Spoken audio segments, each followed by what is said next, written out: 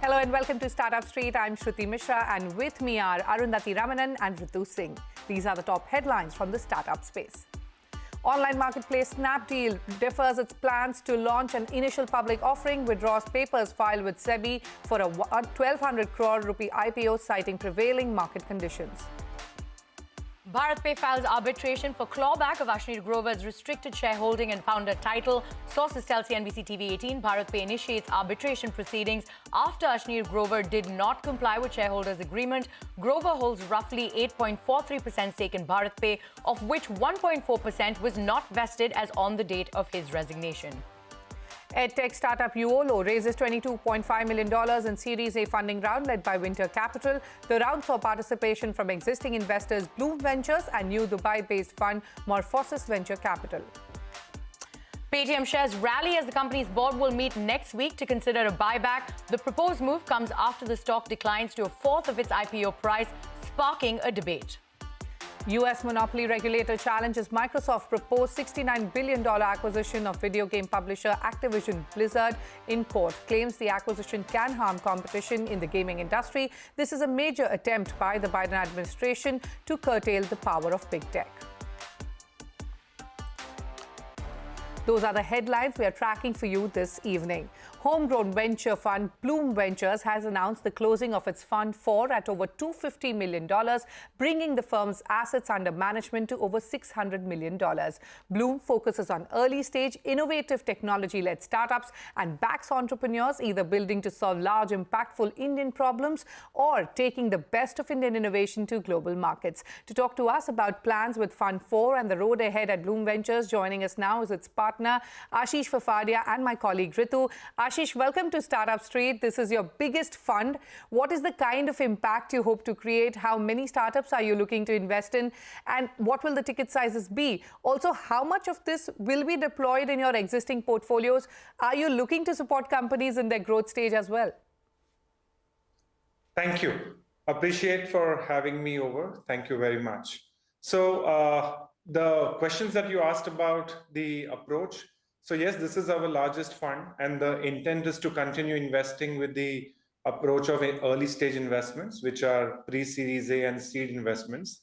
The intent is to be the first institutional investor on the cap table of the company.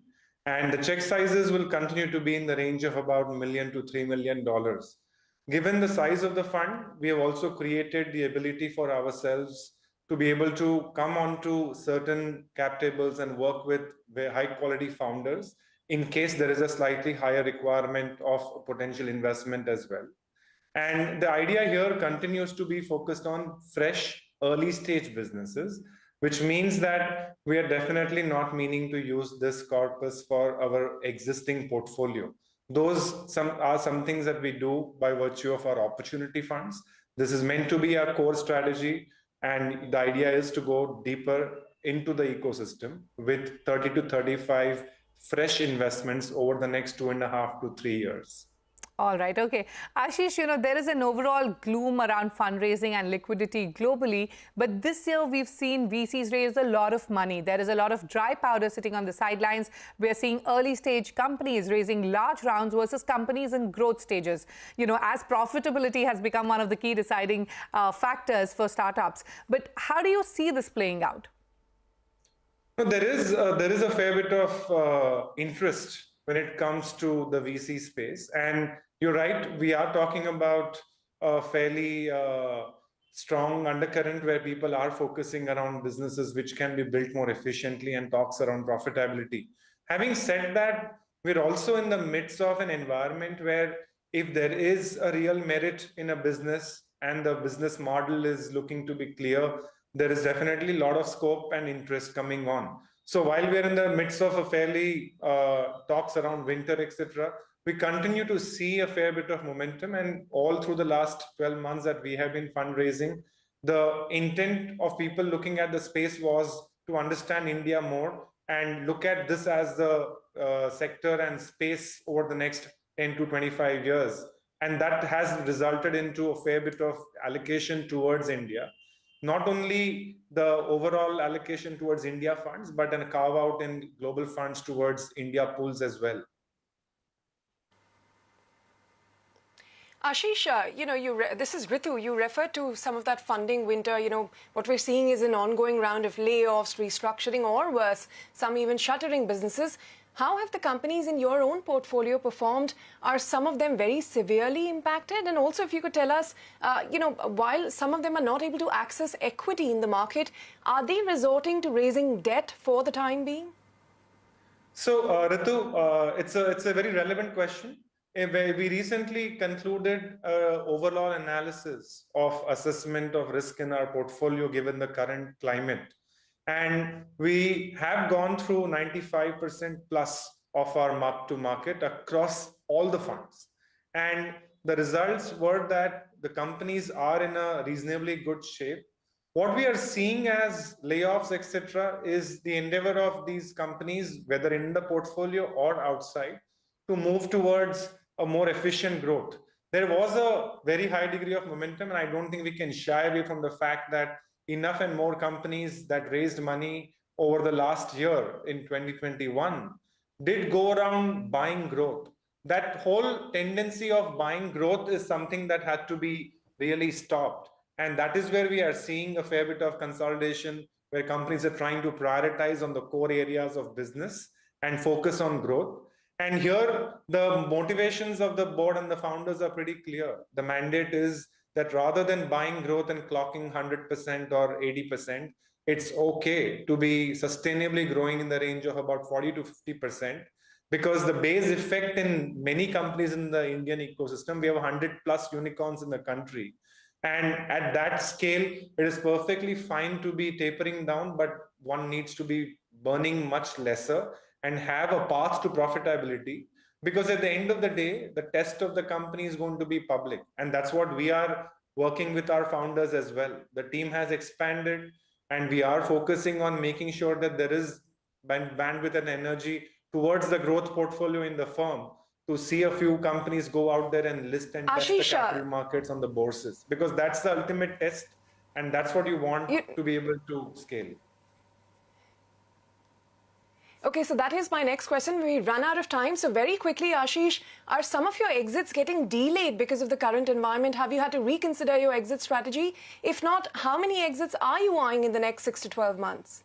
So we did exit 2 companies over the last 3 months, and there are 2 more coming up. So broadly, yes, there is definitely a delay in the exits. I'm not going to underplay that.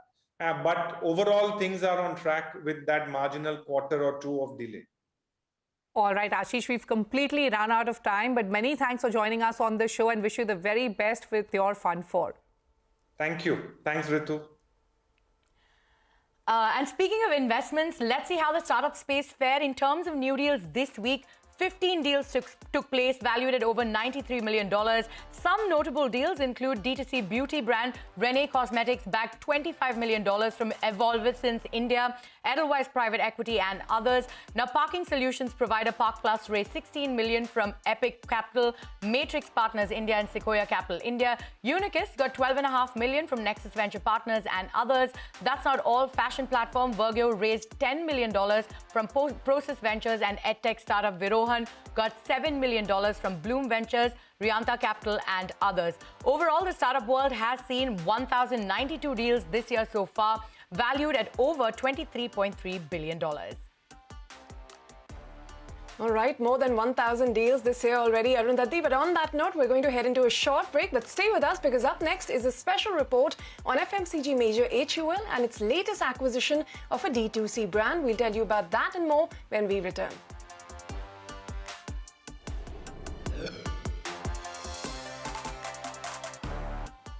Welcome back. You're watching Startup Street. Now, OpenAI recently launched an AI-powered chatbot, ChatGPT. Arundhati Ramanan is here to tell us what this new bot in town is all about. Arundhati. Absolutely, Ritu. There's a new bot in town, and it's taking the world by storm.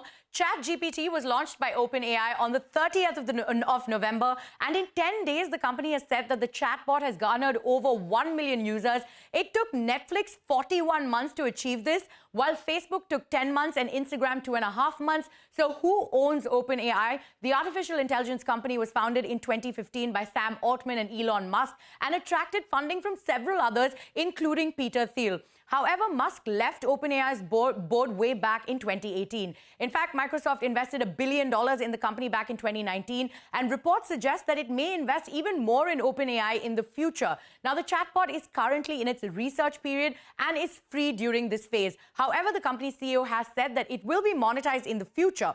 So let's talk about OpenAI's new bot, ChatGPT, that is being touted as one of the best software programs for impersonating humans. And here's what you can do on it. Not only can you use it to generate codes from a short writing prompt, you can even craft undergraduate essays, create a fitness plan, debug code, make it your personal assistant by integrating it to your WhatsApp and automate the manual and repetitive tasks, and even create a game. That's not all. You're having a bad day? Well, don't worry. ChatGPT can even generate a few jokes to make you laugh. Now, while the underlying technology has been around for a while, this is the first time OpenAI has brought its powerful language generating system, GPT-3, to the masses. So could the ChatGPT give Google a run for its money? While Google works by crawling billions of web pages, indexing content, ranking it by relevance, and then giving us a list of links to click on, ChatGPT gives us something even better: a single answer based on its own search and synthesis of data.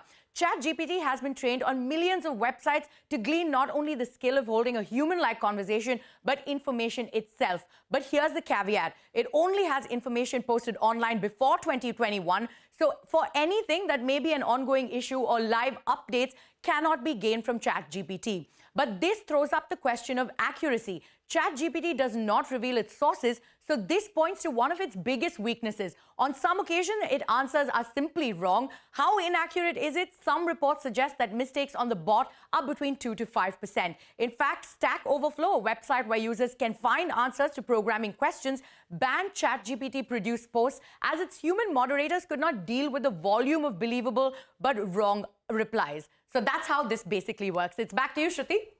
All right, Arundhati, many thanks for giving us a lowdown of the new AI-powered chatbot ChatGPT. Moving on, Flipkart-owned online fashion major Myntra is expecting to cater to about 5 million unique customers during its biannual end-of-season sale. My colleague Aishwarya Anand goes behind the scenes to see how Myntra is gearing up to cater to the millions of shoppers. Take a look. E-commerce platforms clocked a 25% year-on-year growth, selling goods worth rupees 76,000 crore during the recent festive season, as per a Redseer report. Now, Myntra is gearing up for its flagship biannual sale, where more than 6,000 brands will keen on consumers carting their products. But managing this sale is no cakewalk, or is it? That's exactly what we're here to find out today.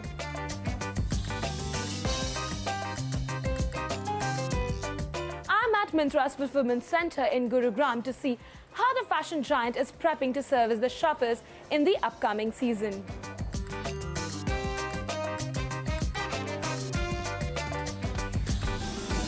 Santosh, tell me, what are we doing here, and how does this facility help Myntra fulfill its orders? Yeah, this is one of our warehouses. Myntra has 5 warehouses. This is one of our largest warehouse. And this is the facility where the entire north region and eastern region's orders get fulfilled for Myntra. And it's a URS time. Our URS 17 edition is coming starting from 10th to 16th of December. A lot of excitement is getting built. These warehouses are getting ready to deliver all the happiness to our customers. What kind of technology have you deployed here, and how does it help you get up for festival seasons, for sales, for all these big events? And tell me, how many orders do you fulfill in a minute from this one facility? We have technology that helps us do a auto QC, right, as a product to be done through a thorough QC before it is delivered to the customer. So there's an auto QC machine that does the checking. There is a printing and labeling automation which helps so that we don't make mistakes and there is no wrong product that gets delivered to the customers. There is a auto packing machine, right, which automatically packs without people getting mistakes of making mistakes of packing different products in different packages. If you look at our packaging itself is a lot more sustainable. There's a technology there also. We use recycled paper to pack our orders. We have also brought technology in just the packing material. Instead of using bubble wrap, we use old carton boxes through a shredding machine and use that as a packing thing to deliver the beauty and personal care products. We have created a separate space, storage space for the beauty products, which are fully air conditioned, which makes it last longer. Overall, this facility has close to 60 lakh styles. On this warehouse, we handle almost 400 orders per minute. That's the capacity that we have built it during the BAU days. And again, during our event days, this really goes significantly higher. Hiring in India saw a 73% jump during the festive season this year. Fashion e-commerce platform Myntra offered over 16,000 jobs in the festive season for various positions in delivery, warehouse handling, and logistics. During festive, the hiring was across SCM, logistics, supply chain, as well as the call center and customer support. And this capacity has been built up to also manage our EORS order volumes. We have a large part of workforce also, which is women, so that there's enough diversity and inclusion. Then there is people from disability that we make sure that they are also part of this hiring workforce. You partner with Kirana stores to ensure your last mile delivery, right? Now I want to understand how many Kirana stores have you partnered with? How many deliveries takes place from this particular warehouse in a single day? Almost 16,000 Kirana stores would be delivering their orders to the customers. These Kirana stores, people will be delivering almost close to 1 million orders during the EORS. This particular facility itself would be doing close to 2.5 lakh units per day. Quick commerce is picking up in India, right? Now, Myntra has also gotten into 24-hour to 48-hour delivery, right? I want to understand, how does your tech and your logistics help you enable doing that? Quick commerce is the name of the game today.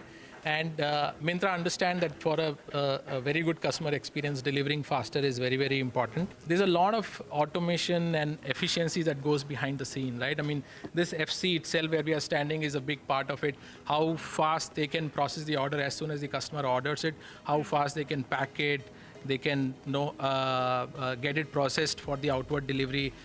You have to be placed in front of the customers. A lot of warehouses and smaller distribution centers have to be there in front of the customers. Now, in your last sales season, you clocked 21 million orders from 5 million customers.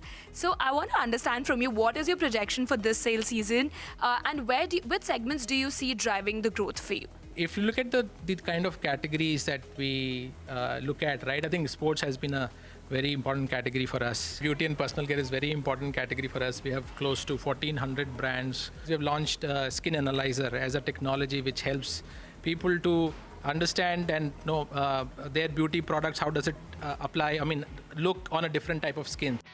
Myntra reported a 46% jump in revenues for FY21 to 22 at rupees 3,610 crore, while net loss widened 40% to rupees 597 crore.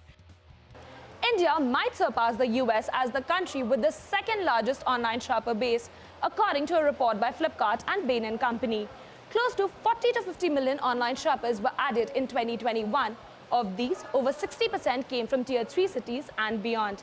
And that's exactly where Myntra also sees its next leg of growth coming from, with Gen Z leading the front. The company is also betting big on live commerce, beauty and personal care segment, and the quick commerce space. With camera person Gaurav Tyagi, Aishwarya Anand for CNBC-TV18. So that's Myntra's big bets there. But FMCG major HUL recently announced its foray into the health and nutrition segment with the acquisition of D2C brands Oziva and Wellbeing Nutrition. But HUL is not the only big FMCG player to bet on the D2C space. Shilpa Ranipeta is here with a deep dive into the recent acquisitions and investments by India's consumer conglomerates in the digital-first space. Shilpa. Well, it's a D2C wave out there and all major companies want to ride on that. Now, in the past 2 years, nearly every major consumer conglomerate in the country has either acquired or invested in a digital-first company. And this has been across industries and sectors. Now, the most recent has been India's largest FMCG major, HUL, which invested in health and wellness brands, both Wellbeing Nutrition and Oziva as well. The Tata Group too has made several D2C bets in the past few years. Before it launched its super app, Tata Neu, it picked up a majority stakes in Big Basket, in fitness startup called Culfit, and e-pharmacy NetMeds. The group's FMCG arm also has bet on Nourishco in 2020 to expand its beverage presence. It forayed into healthy foods with Soulful in 2021, and it also brought its 8 o'clock coffee brand to India as a D2C brand last year. Reliance Industry too has made several D2C bets with investments in the past 2 years under its retail arm. Now, Reliance Retail invested 200 million in Dunzo earlier this year, in Milk Basket last year, Urban Ladder before that, and even acquired 3 lingerie brands in the last 2 years. Imami too has invested in a nutrition brand, True Native, in a pet care brand called Furball Story, and it also holds a majority stake in a men's grooming D2C brand called The Man Company. Marico is another FMCG major that wants to in fact build a strong digital-first portfolio, and to that effect it acquired Beardo all the way back in 2017, and more recently it picked up majority stakes in Ayurvedic brand Just Herbs in 2021 and in a healthy food brand True Elements, which was in May earlier this year. Then there's ITC also, which has picked up smaller stakes in 2 D2C brands, Ayurvedic brand Mother Sparsh and Mother Care brand Milo as well. Now, most of these companies, including the likes of Dabur and Nestle, are also building their own D2C platforms as well. Well, they have realized that reaching consumers directly not only gives them better control over customer experience, but potentially allows them to innovate and scale more efficiently. Well, Shilpa, many thanks for those details. Indian FMCG companies are surely riding the D2C wave. With that, it's a wrap on this edition of Startup Street. More news and updates coming up on the other side. Stay tuned.